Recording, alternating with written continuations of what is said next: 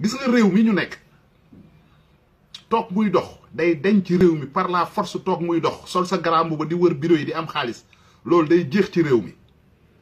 sous le haut patronage ay tudde ay làmb ay bëree ay cérémonie religieuse yooyu day jeex ci réew mi mérite dafa war a revenir aux méritants réew mi ñi jàng ba am ay diplôme di liggéey tekkiwuñu dara ci réew mi ñoo gën a sonn les fonctionnaires enseignants yi médecins yi professeurs yi mais ñi liggéey ba am ay master ay DEA ay diplôme ñoo gën a sonn ci réew mi ñi di doxal réew mi ñoo gën a sonn ñoo gën a walaakaana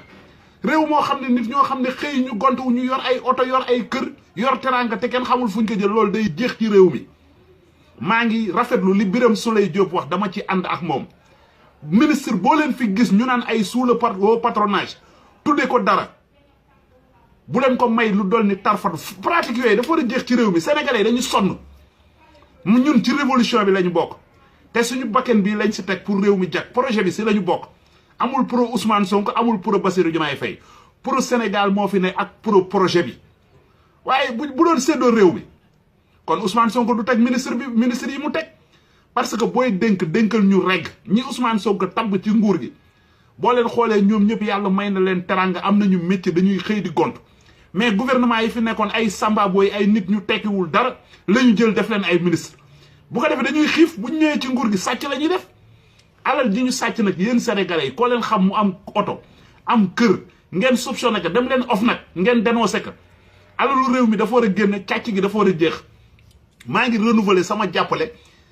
président Bassirou Diomaye Faye loolu nëbbatuwuma ko man nekkuma à la solde de kenn ku ma lekk sa dërëm génnal ku ma mës a triande génnal ñun waxuñu pour lu neex ma sàmb wala pour lu neex ma dem ñun réew mi moo ñu ñor Ousmane Sonko activiste la woon comme ñun ay activiste lañ dañ fi ne pour les intérêts des populations loolu moo ñu ñor toroxuñu ñi ngi sant yàlla am yàlla yàllaay buur ñàkk yàlla yàllaay buur réew mi toog muy dox dafay dañ par la force ay sous le haut patronage dafay dox par la force ay première dame ne ci oto dem ci ay xew ñu leen di dugal ci ay Facebook ay TikTok daf fiy jeex par la force ndax projet bi ay nit dañ si bàyyi seen bakken ay nit dañ si bàyyi seen bosken te président Ousmane Sonko ak son excellence Bassirou Diomaye Faye xam nañu loolu bu baax man yaakaar bi ma am ci projet bi rëy na rëyaay goo xam ne barke Cheikhul Khadim Sénégal dina changé caaxaan daf fi war a dañ dëgg taxaw dëgg moo mën ay fen réew mi dafa bëri ay fen ay tappale ak ay caaxaan ay booy ut liggéey koo xam kan mooy sa ndijaay kan mooy sa mbokk kan moo la fi yebal yooyu day jeex ku ne li nga mérito dinañ la ko jox ci réew mi maa ngi jaajëfal bu baax son excellence Bassirou Diomaye Faye ndax tey bu fàttaliku woon musiba am tey jii bu ñu fàttaliku woon musiba am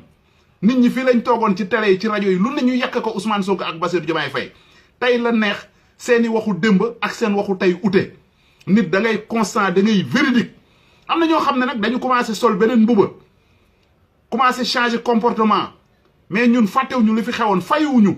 chasse aux sorcières amu fi mais ku sàcc alalu réew mi di nga ko génne par la force réew mi dafa bëri ay naafeq Sénégal dafa bëri ay naa man samay dëgg raayuma ko ñun li ñuy xeex même bu si suñu bakken dee des xëy na buñ deewee yàlla yóbbuñu àjjana parce que yenn xeex yi foog nga am détermination ak engagement bu doy sëkk ñun bu suñuy loxo seddul woon du ñu am fitu toog ci télé yi di wax loo leen xam génnal man dew ma kër jigéen doxaanu ma lu nit xam ci lu ñaaw ci man génnal man Ibrahima Sall